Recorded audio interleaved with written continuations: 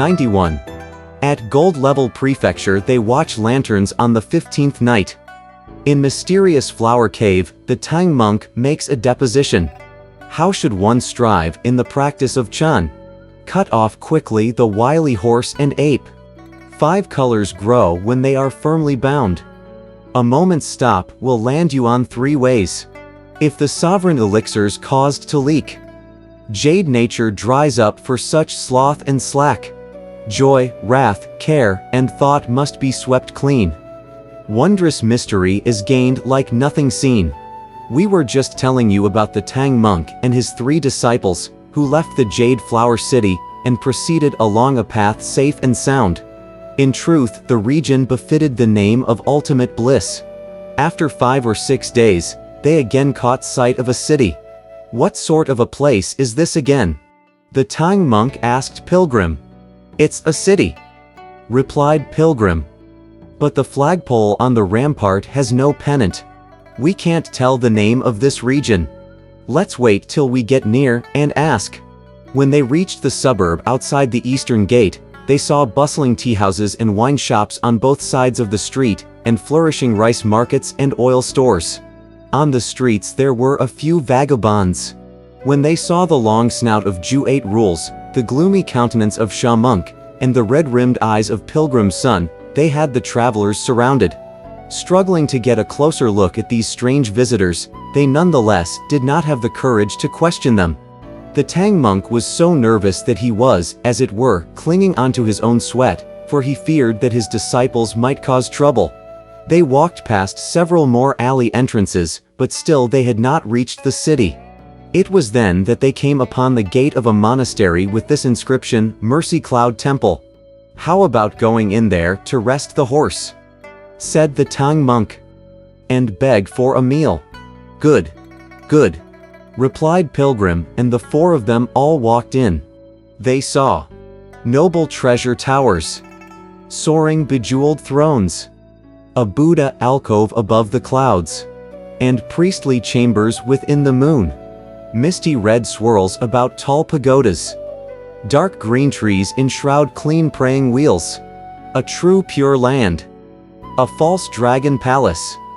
A great hero hall encased in purple cloud. Along 2 porches endless visitors play. Guests climb a stupa that's often open. Incense in the censers is air ablaze. Fragrant lamps nightly on the platforms glow. When the golden bells heard from the abbot hall, monks in service to Buddha will sutras recite. As the 4 of them looked at the place, they caught sight of a priest walking out from one of the corridors. Master, where did you come from? He saluted the Tang monk. This disciple happens to be someone who came from the Tang court of China, replied the Tang monk. At once the monk fell on his knees to make a bow, so startling the Tang monk that he hurriedly tried to raise him with his hands. Abbot, he asked, why do you honor me with such a grand ceremony? Pressing his palms together in front of him, the monk said, when those people inclined to virtue at our region study the sutras and chant the name of Buddha, their ardent hope invariably is to find incarnation at your land of China. Just now when I beheld the bearing and clothing of the venerable master, I realized at once that only the cultivation of a previous life could provide you with such noble endowment. It is fitting, therefore, for me to kneel and bow to you. I'm terribly embarrassed, said the Tang monk with a smile. This disciple is but a mendicant. What endowment could he claim? The abbot here is able to enjoy a quiet and comfortable existence. That's true blessing. The monk thereupon led the Tang monk to the main hall to worship the images of Buddha. Only after that did the Tang monk summon his disciples to enter. Pilgrim and his 2 companions, you see, had been standing with their faces turned away to watch the horse and luggage since their master had begun conversing with the priest. The priest thus did not pay them much attention. Not until they heard their master calling. Disciples. Did they turn around? When the priest saw them, he was so aghast that he cried, "Oh, Holy Father! Why is it that your noble disciples are so ugly? Though they may be ugly," replied the Tang monk, They do possess considerable magic power. Throughout our journey, I have been quite dependent on their protection. As they chatted, several more priests walked out to salute them. The one who appeared previously said to the ones who just arrived, "This master is a person who came from the Great Tang of China. These three are his noble disciples." Both pleased and alarmed, the monks said, "Master, why did you come here from your great nation of China?" "By the sage decree of our Tang Emperor," declared the Tang monk. "I am seeking scriptures from the Buddha at Spirit Mountain. Passing through your treasure region, I have come especially to your superior temple, merely to inquire about the place and to beg for a meal. Thereafter we shall leave." Each one of those monks was delighted. They invited the pilgrims into the abbot's quarters, where there were several more priests conducting business with some donors of a vegetarian feast. One of those monks who walked in first cried, "All of you come and look at people from China. Now we know there are both handsome people and ugly people in China. The handsome is too handsome to be sketched or painted, but the ugly ones are exceedingly bizarre." Many of those monks and feast donors came to greet them. They then took their seats and, after tea, the Tang monk asked, "What is the name of your honored region?" "Our is the outer prefecture of the Kingdom of India," replied one of the monks. "The Gold Level Prefecture. How far is it from your honored prefecture to the Spirit Mountain?" asked the Tang monk.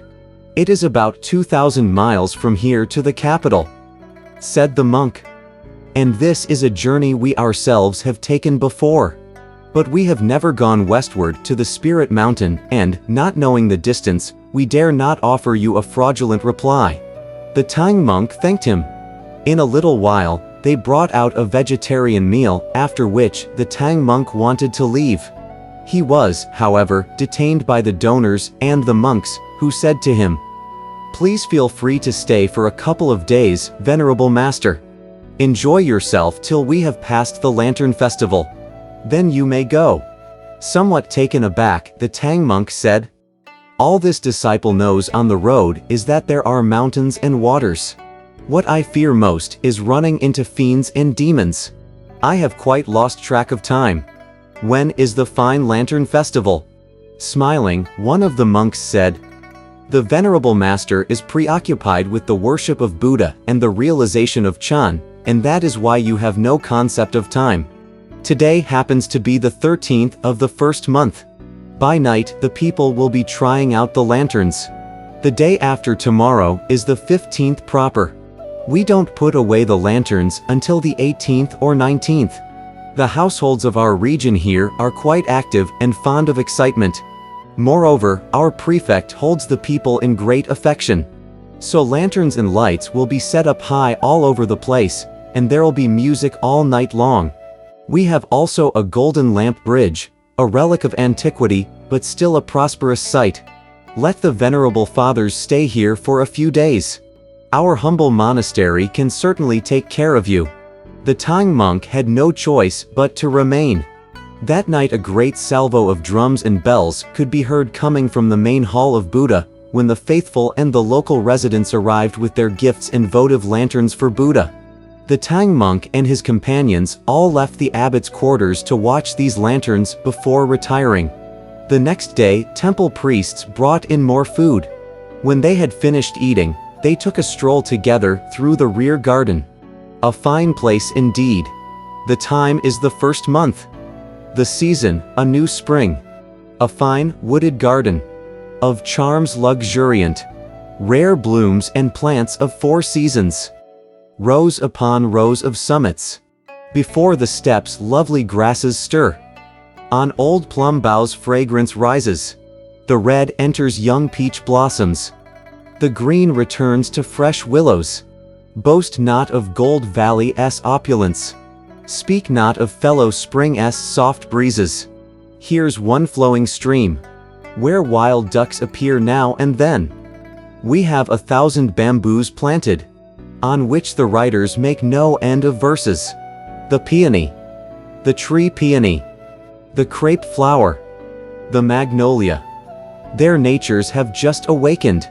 The Tamalia, the red plum, the jasmine, the most fragrant plant.